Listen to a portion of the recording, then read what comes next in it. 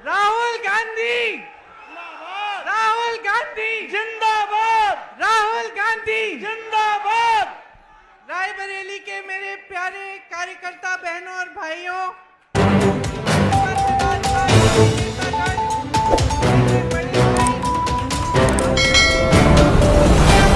सांसद हैं और किशोरीलाल शर्मा जी जो अमेठी के नए सांसद हैं, सबसे पहले तो आप सबको बहुत बहुत दिल से बधाई। ये हुई ना बात,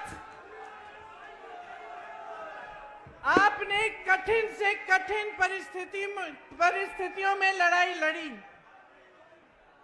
पहली बार चुनाव संचालन में किशोरीलाल शर्मा जी नहीं थे, अपना चुनाव लड़ रहे थे अमेठी में, लेकिन इनका कमान निर्मल शुक्ला जी ने, विजय शंकर अग्निहोत्री जी ने, पंकज जी ने संभाला और हमें उनकी कमी महसूस नहीं पड़ी, क्योंकि आप सब ने पूरी मेहनत से दिन रात काम किया। आप सबको बहुत बहुत धन्यवाद। दोनों जिला के अध्यक्ष, अमेठी के जिला अध्यक्ष, रायबरेली के जिला अध्यक्ष पंकज जी, प्रदीप जी को बहुत बहुत धन्यवाद कि आपने भी पूरी जी जान लगाकर आपने काम किया। मंच पर विराजमान मैं बहुत पूर्व विधायकों को देख रही हूं। अशोक सिंह जी हैं, पंजाबी सिंह जी हैं, आप सब यहाँ पे बैठे हुए हैं। सबका नाम नहीं ले रही हूँ, लेकिन सबके लिए मैं बहुत बहुत शुक्रिया अदा करती हूँ। आप सबकी तरफ से, मेरी तरफ से इस चुनाव में सबने पूरी भागीदारी दिखाई और सब दौड़े, सबने काम किया। यूपीसीसी से हमारे साथी यहाँ आए, अजय राय जी, अविनाश पांडे जी मंच पे बैठे हैं, मोना जी बैठी हैं, लेकिन 70, 80 या शायद 100 ऐसे हमारे साथी जिन्होंने हमारे साथ 2022 में बहुत काम किया, वो भी यहाँ आए, आपके साथ न्याय पंचायतों में रहे, उन्होंने काम किया, उनको भी बहुत बहुत धन्यवाद। आखिर में, लेकिन कम नहीं, मेरे समाजवादी पार्टी के सभी साथी जो मंच पर विराजमान हैं और सभी कार्यकर्तागण जिन्होंने एकजुटता दिखाकर आपके साथ कंधे से कंधा मिलाकर ये चुनाव लड़ा, तो हमने यहाँ एक सेना बनाई और इस सेना के तहत आपकी मजबूती से दोनों रायबरेली और अमेठी हम जीते। ये एक ऐतिहासिक जीत रही। यहाँ से मुझे गर्व होता है इस बात को कहने में कि यहाँ से, अवध से, पूरी यूपी में और पूरे देश भर में ये संदेश आप लोगों ने भेजा कि हमें एक समर्पित, एक सच्ची, एक साफ राजनीति चाहिए अपने देश में। पूरा देश आपकी तरफ देख रहा है। मैं अपने एआईसीसी के सचिवों को भूल गई, सबसे ज्यादा काम मैं इन्हीं से कराती हूँ। एआईसीसी के सचिवों को और संदीप को भी धन्यवाद, क्योंकि आप सब ने भी दिन रात मेहनत की।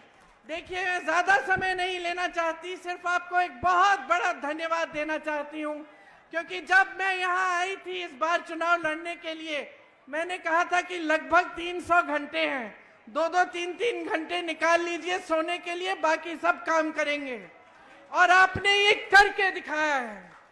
दिन रात हमने काम किया इस नतीजे के लिए। सबसे बड़ा धन्यवाद रायबरेली की जनता को, मेरे परिवार के सदस्यों को, जिन्होंने मेरे बड़े भाई को वोट देकर इतनी भारी बहुमत से जिताया। हम सब आपके आभारी हैं। और जितनी श्रद्धा, जितनी निष्ठा आपने हमें दिखाई है, उससे दुगनी श्रद्धा, उससे दुगनी निष्ठा के साथ हम सब आपके लिए काम करेंगे अगले 5 सालों के लिए और हमेशा के लिए। आप सबको बहुत बहुत धन्यवाद। जय हिंद। धन्यवाद प्रियंका जी। मैं अपने जननायक नेता राहुल गांधी जी को आमंत्रित करता हूं, अपने रायबरेली के जनप्रिय सांसद राहुल गांधी जी को आमंत्रित करता हूं कि आवे और अपनी बात रखें। राहुल गांधी जी।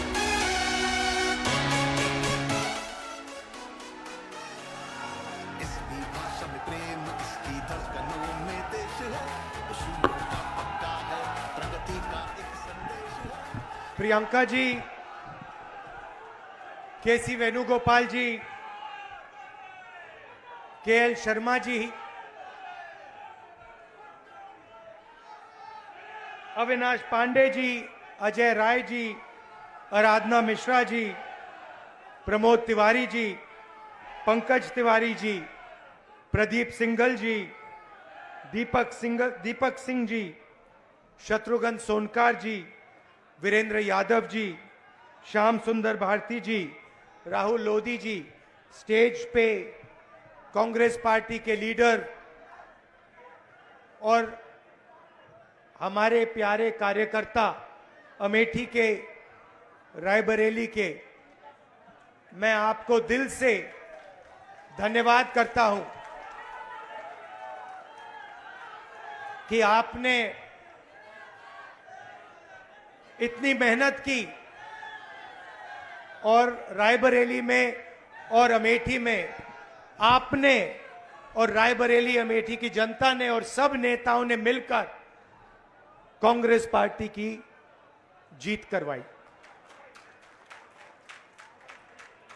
इस बार जैसे प्रियंका ने कहा, कांग्रेस पार्टी रायबरेली में, अमेठी में, उत्तर प्रदेश में, बाकी हिंदुस्तान में एक होकर लड़ी।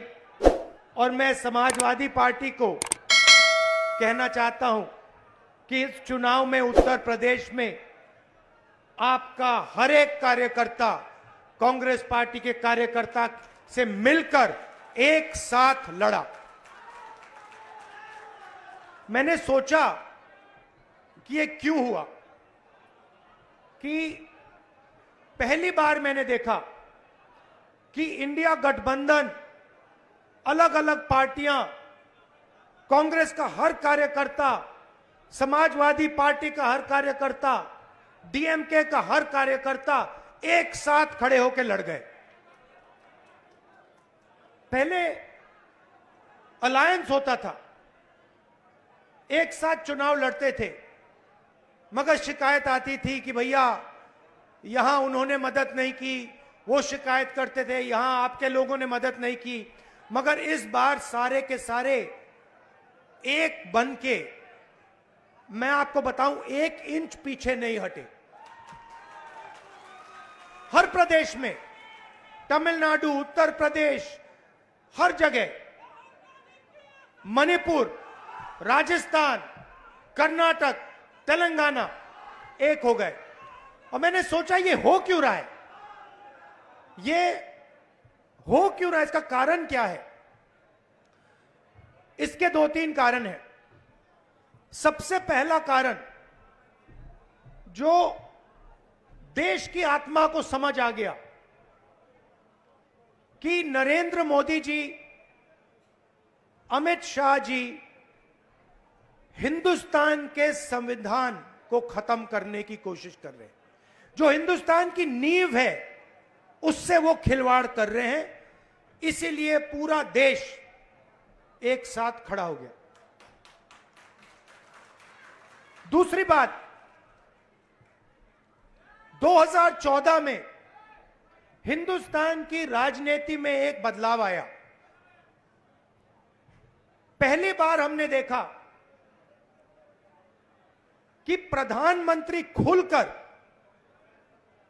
हिंसा और नफरत की राजनीति कर रहे थे। और यह हिंदुस्तान की संस्कृति और हिंदुस्तान के धर्मों के खिलाफ है। और रास्ता मैं बताना चाहता हूं, और मुझे बहुत गर्व है कि रास्ता रायबरेली, अमेठी और उत्तर प्रदेश ने दिखाया है। उत्तर प्रदेश की जनता ने नफरत के खिलाफ, हिंसा के खिलाफ, अहंकार के खिलाफ दबाकर वोट दिया है।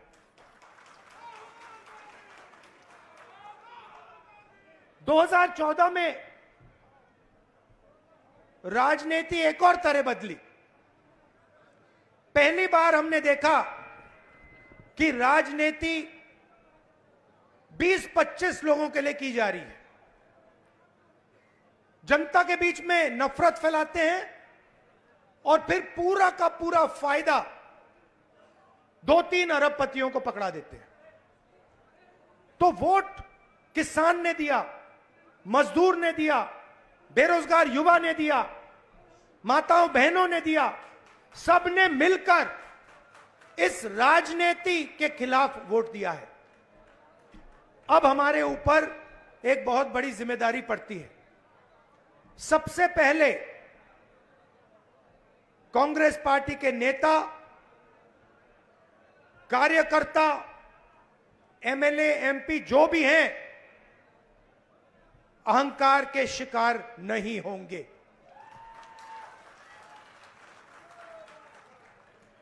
दूसरी बात, आप सोचिए, हमारा पारिवारिक रिश्ता है।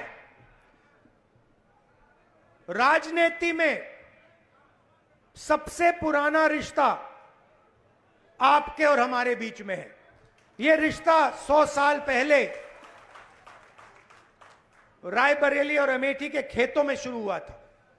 जब अंग्रेजों के खिलाफ यहां किसान आंदोलन हुआ, जवाहरलाल नेहरू जी आए, रायबरेली, अमेठी, उत्तर प्रदेश के किसान लड़े थे और उस समय भी बदलाव रायबरेली के किसानों ने किया था, अमेठी के किसानों ने किया था, अमेठी रायबरेली के युवाओं ने किया था। और इस बार भी आपने फिर से वही काम किया है। किशोरी शर्मा जी को अमेठी में, मुझे यहां रायबरेली में, उत्तर प्रदेश में इंडिया गठबंधन और कांग्रेस पार्टी के सांसदों को आप लोगों ने जिताया है। माहौल आपने बनाया है, पूरे देश में माहौल आपने बनाया है। आप अपनी शक्ति समझो, पूरे देश की राजनीति आपने बदल दी है। आपने देखा होगा, पहले नरेंद्र मोदी जी कह रहे थे, मैं नहीं हूं, भगवान मुझे ऑर्डर देते हैं, मैं काम नहीं करता, भगवान मुझे ऑर्डर देते हैं, मैं करता हूं। पता नहीं कैसे भगवान है उनके, 24 घंटा अदानी जी और अंबानी जी की मदद करवाते हैं। मगर आपने फोटो देखी होगी कि नरेंद्र मोदी जी संविधान को ऐसे पकड़े थे, यूं कर रहे थे ना, देखा आपने? ये आपका काम था, ये आपने करवाया है। देश के प्रधानमंत्री को आपने मैसेज भेजा है कि संविधान को आपने छुआ तो देखो हम आपके साथ क्या करते हैं।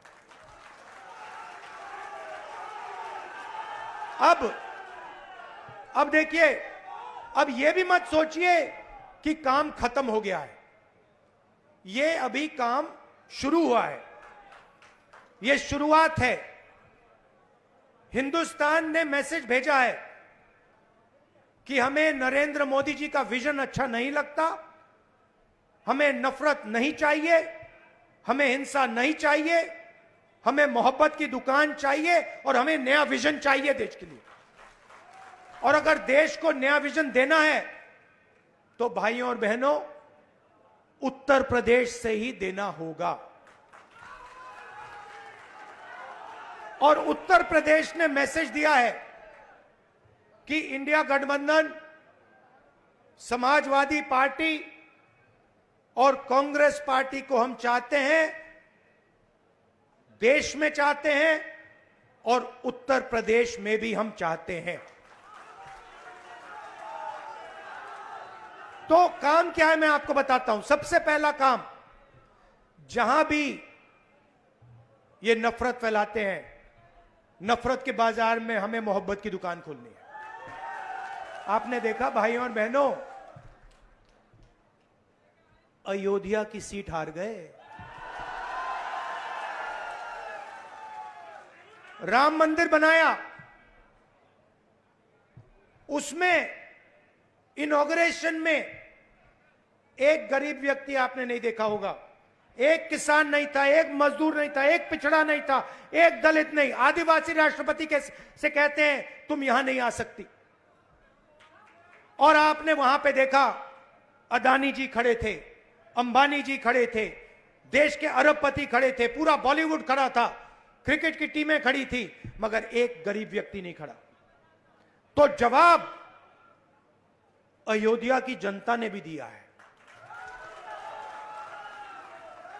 और सिर्फ अयोध्या में नहीं भाइयों और बहनों, सिर्फ अयोध्या में नहीं, वाराणसी में जान बचा के निकले हैं प्रधानमंत्री।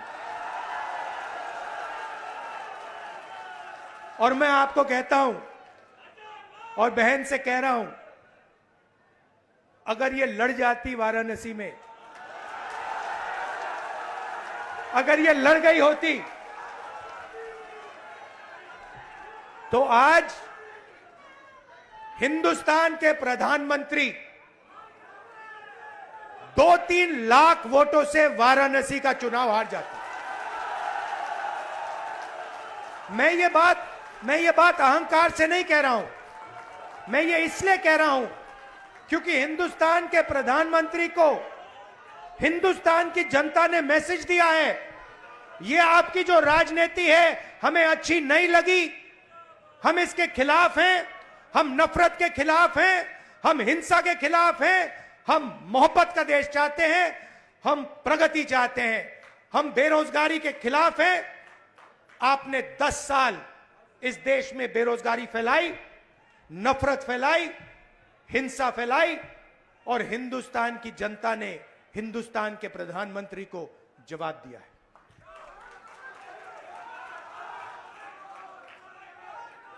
और शुरुआत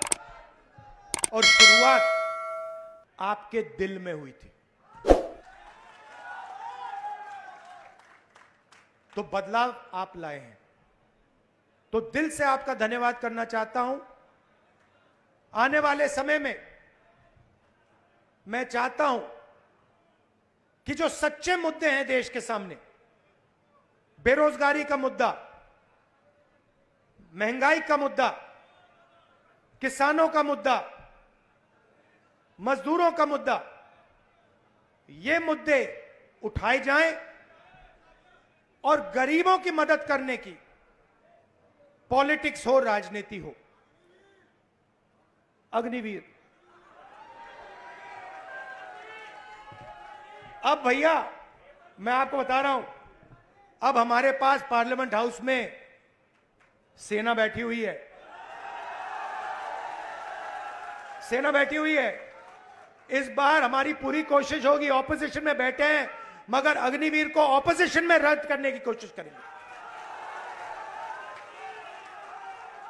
तो आपने हमें इतनी शक्ति दी, और ये सिर्फ आपने राजनीतिक डिसीजन नहीं लिया है, ये आपने जो वोट दिया है और रायबरेली के हर एक व्यक्ति ने जो दिया है, ये राजनीतिक डिसीजन नहीं था, ये मोहब्बत का डिसीजन था, और इस बात को मैं जिंदगी भर नहीं भूलने वाला हूं।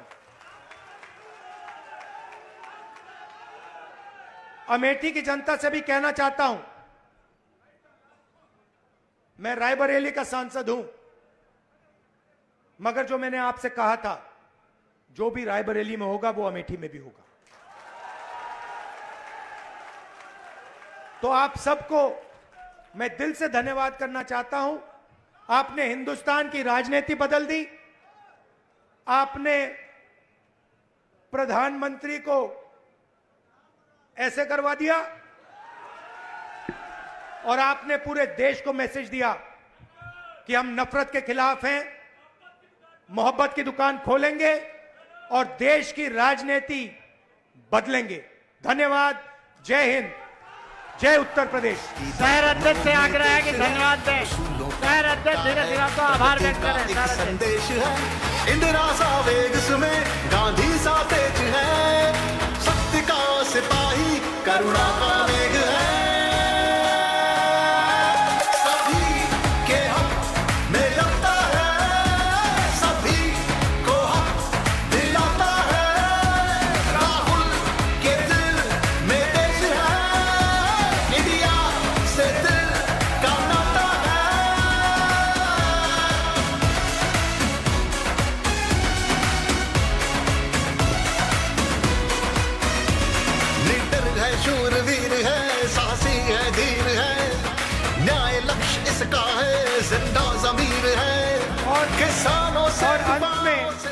अंत में जो मेरी बहन ने यहां मेहनत की,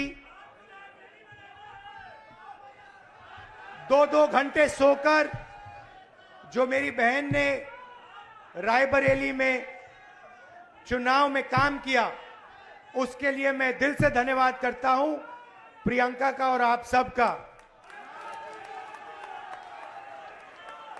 एक और आइडिया है मेरे पास, वो मैं आपको बाद में बताऊंगा।